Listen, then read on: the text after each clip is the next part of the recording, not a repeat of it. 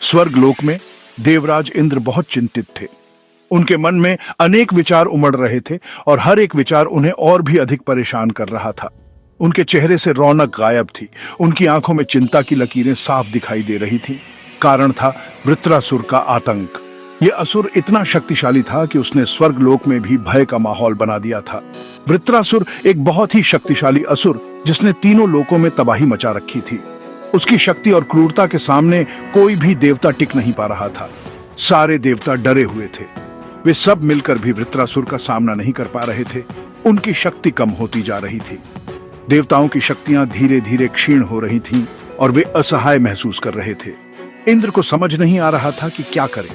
वे बार बार सोचते कैसे इस संकट से उबरा जाए।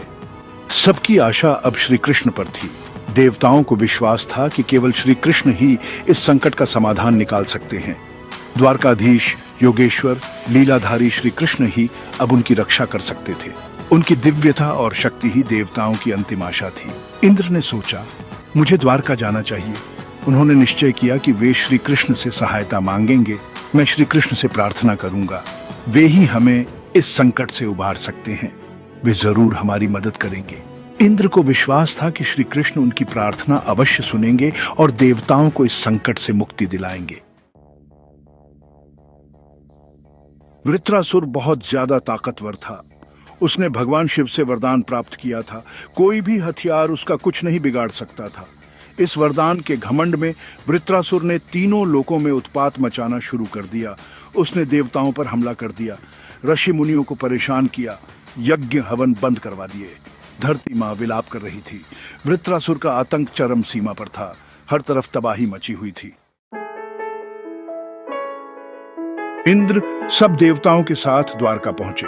उन्होंने श्री कृष्ण को अपनी परेशानी बताई, वृत्रासुर के अत्याचारों का वर्णन किया, देवताओं की दुर्दशा बताई, प्रार्थना की, हे द्वारकाधीश, आप ही हमारी रक्षा कर सकते हैं।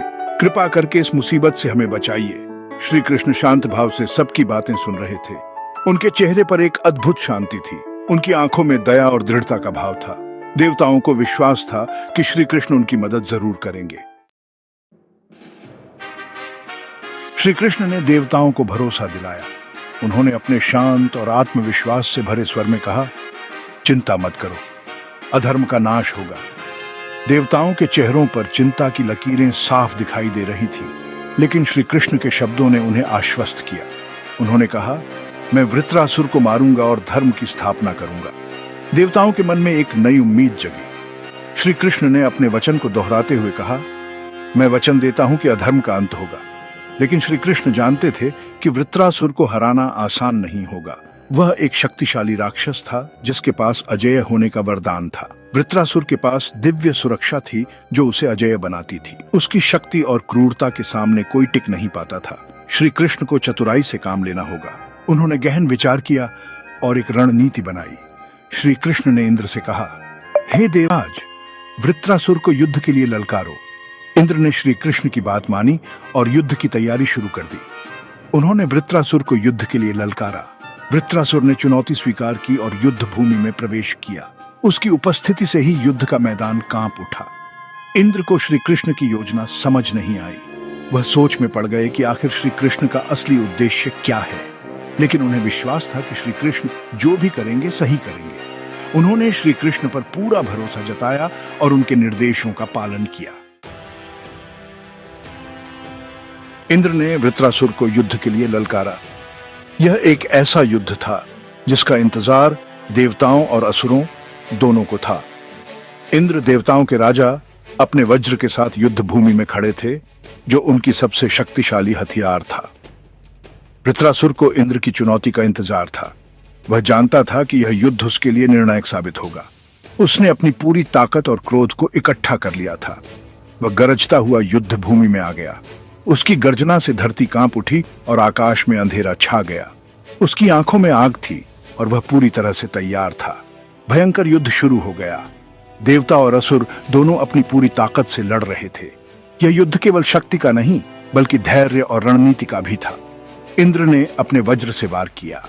वज्र, जो देवताओं का सबसे शक्तिशाली हथियार था, सीधा वृत्रासुर की ओर बढ़ा। लेकिन वज्र का वृत्रासुर पर कोई असर नहीं हुआ। वृत्रासुर ने वज्र के वार को सहन कर लिया और वह और भी शक्तिशाली हो गया। वृत्रासुर और भी गुस्से में आ गया, उसकी आंखों में और भी क्रोध था और वह इंद्र को हराने के लिए और भी दृढ़ हो गया। तभी श्री कृष्ण ने इंद्र को इशारा किया। श्री कृष्ण, जो हमेशा सही मार्गदर्शन देते थे, ने इंद्र को एक महत्वपूर्ण संकेत दिया। इंद्र को अपनी गलती समझ आ गई। उन्होंने महसूस किया कि उन्होंने कुछ महत्वपूर्ण नजरअंदाज कर दिया था।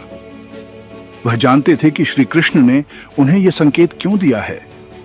उन्होंने गहराई से सोचा और समझा कि उन्हें क्या करना चाहिए। उन्होंने जानबूझकर अपना वज्र वृत्रासुर पर नहीं चलाया था। वह जानते थे कि केवल वज्र से ही वृत्रासुर को हराया जा सकता है, लेकिन यह वज्र साधारण नहीं होना चाहिए, क्योंकि श्री कृष्ण ने उन्हें बताया था कि वृत्रासुर को केवल वज्र से ही मारा जा सकता है, लेकिन वह वज्र किसी हथियार का नहीं, बल्कि एक रस्सी की हड्डी का होना चाहिए। यह हड्डी विशेष रूप से शक्तिशाली थी और केवल इससे ही वृत्रासुर का अंत हो सकता था। इंद्र ने रस्सी की हड्डी से बने वज्र को उठाया और उसे वृत्रासुर की ओर फेंका। इस बार वज्र ने वृत्रासुर को भेद दिया और उसे पराजित कर दिया। इस प्रकार इंद्र ने श्री कृष्ण के मार्गदर्शन में विजय प्राप्त की।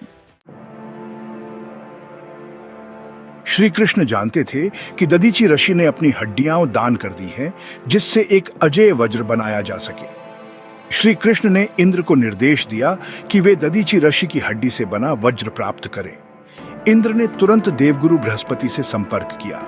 बृहस्पति ने दधीची ऋषि की हड्डी से एक दिव्य वज्र का निर्माण किया। यह वज्र साधारण वज्र से अलग था। इसमें दधीची ऋषि के त्याग और तपस्या की शक्ति समाहित थी। इंद्र ने यह दिव्य वज्र प्राप्त किया और युद्ध भूमि में वापस लौट आए। इंद्र ने दधीची ऋषि की हड्डी से बने वज्र से वृत्रासुर पर प्रहार किया। इस बार वज्र सीधा वृत्रासुर के सीने में जा लगा। एक जोरदार धमाका हुआ। वृत्रासुर धरती पर गिर पड़ा। उसका अंत हो गया। देवता खुशी से झूम उठे। उन्होंने इंद्र और श्री कृष्ण की जय जयकार की। श्री कृष्ण की बुद्धिमत्ता और वीरता से देवताओं की जीत हुई थी। धर्म की फिर से स्थापना हुई थी। वृत्रासुर के मारे जाने से तीनों लोकों में शांति स्थापित हो गई। देवता प्रसन्न थे, ऋषि मुनि प्रसन्न थे, धरती मां प्रसन्न थी। श्री कृष्ण ने एक बार फिर धर्म की रक्षा की थी। उन्होंने दिखा दिया था कि सच्चाई और धर्म की हमेशा जीत होती है।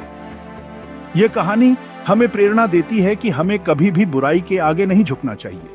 हमें हमेशा धर्म के रास्ते पर चलना चाहिए और हमें विश्वास रखना चाहिए कि अंत में सच्चाई और धर्म की ही जीत होती है।